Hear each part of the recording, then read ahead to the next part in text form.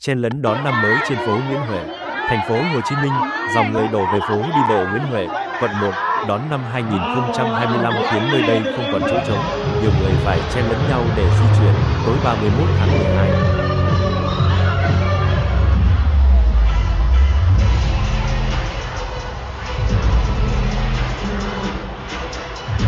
Em đến đây cũng tầm hơn cả 30 40 phút rồi, nhưng mà em không ra được, đau đầu quá, em chóng mặt quá rồi.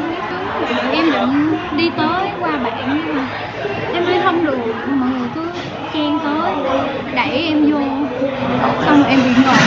Nãy giờ cũng rất là lâu, cũng hơn cả tiếng rồi. Tại bình thường em cũng không có đi gì á, đây là lần đầu tiên em đi á, xong thấy đông quá. Em quay mặt sang chỗ khác, xong rồi em nhờ một bạn gõ cửa vô, cho mấy anh chị gõ cửa cho em vô trong này.